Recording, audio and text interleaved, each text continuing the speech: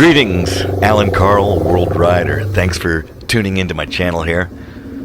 I'm in Greece. I'm headed up to, well, actually I'm going to Italy tomorrow. But I gotta tell you, it's getting a lot easier to pay tolls in Greece. I'll talk more about that later.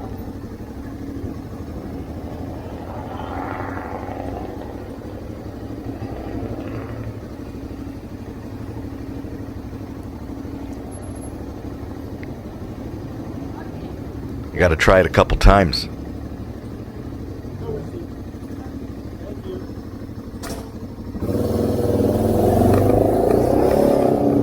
Anyway, thanks for tuning in with me. If you haven't already, subscribe to my channel. Lots of good stuff from all over the world.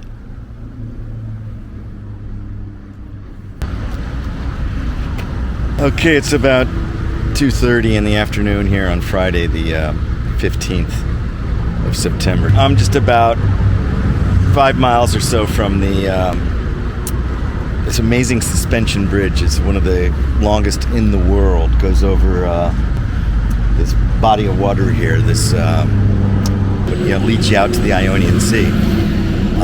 Just on the other side of the bridge is a town, Nafpaktos, and it's got an old Venetian fortress and a lot of history. It's got a beach. Since my ferry to Italy isn't until, tomorrow 5:30 in the night, I'm going to go make base camp there for just tonight. Just a couple observations. I've been on the road for over 2 hours, mostly screaming along at 70 miles an hour, not my kind of favorite riding. A few observations, and this kind of hit me last year, but it's a toll road, which means we can make some good time. I'm going to fill up on gas, so I don't have to do that tomorrow. But paying the tolls has always been a pain on the motorcycle, because up until recently, last 3 years, you either had to buy one of these passes like we have in the States, where you can just go through the toll booth. They can deduct your toll from your account. But as a foreign traveler, you can't get those cards here, that little wireless transmitter. But now the toll booths have contactless payment. So for the second year, I'm just really enjoying not having to stop, dig through my pants, find coins, or through my tank bag where I have a little coin pouch. I can actually now just reach out with my watch, and the toll lady just sticks a little terminal there, and you go like this, and bam, boom, I'm on the road. Makes the toll booths, I used to dread that because I hate holding up people behind me. So anyway, this has marked a whole new, when you have to ride toll roads. And I know I'm going to be on a few in Italy and in Sicily, but looking forward to not having to pay tolls and riding the back roads. So I pulled off here, used the facilities, set up some cameras, and now let's go to Nafpaktos. Nafpaktos. I think I'm saying that right. We'll get more on that later. More history, more things to learn, and good stuff. Good stuff here in Greece, right near Patras.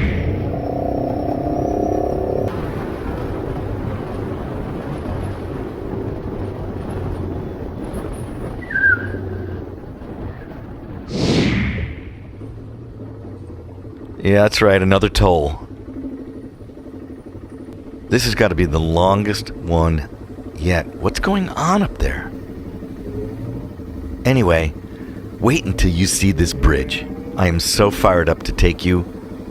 They always say, well, we'll cross that bridge when we come to it. Well, here we are. We've come to the bridge. This is awesome. Now, I'm going to use my phone this time because something's wrong with my watch, so I got to take out the cable. Here we go. Let's do this.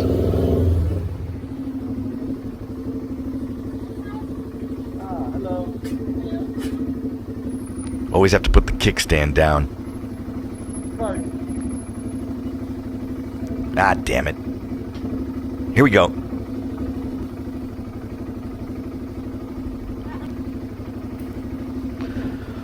Alright, I can plug that cable back in now.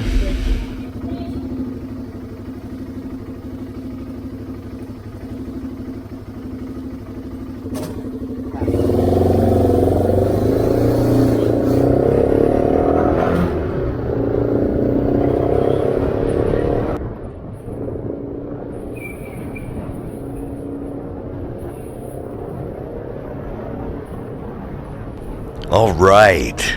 Now this is a bridge. Suspension cables, soaring pylons. You know, I'm gliding across a modern marvel of engineering. Look at this thing. Back at that rest area, I got the skinny. It's called the Charilaos Trikoupis Bridge.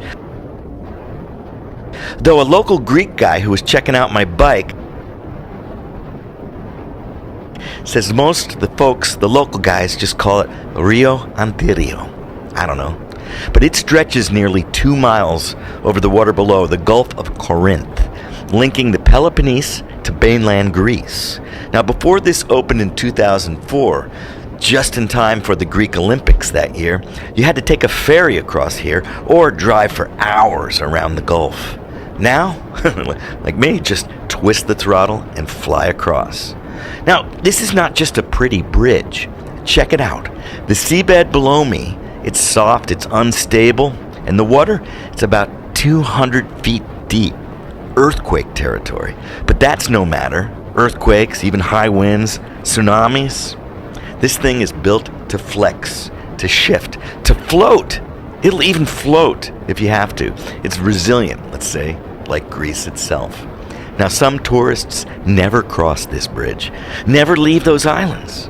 But this right here, this puts you between two Greeces. To the south, ancient ruins, those olive groves, the sun-soaked coast, those islands. But to the north, the Ionian Sea, perhaps even more beautiful. Epirus, the Balkans. I mean, you could ride all the way to Albania, Montenegro, Croatia, and beyond. But today, I'm headed to Nafpaktos. Not for adventure, not just for the wine, though I'm going to have some, but to pause. Check out this medieval port with this beautiful Venetian castle up on the hill. And I'm going to have some local food and take a room for the night. For tomorrow, I'll ride back across this bridge again. Yeah. And go over to Patra, the port, and take a ferry, late night ferry to Bari in Italy. That's in Apulia, yeah. You know, funny how that works though. Sometimes the journey's not about where you're going, it's the bridges you cross and the ferries you take to get you there. I wonder if they'll ever build a bridge to Italy. Let's go to Nafpaktos. Yeah.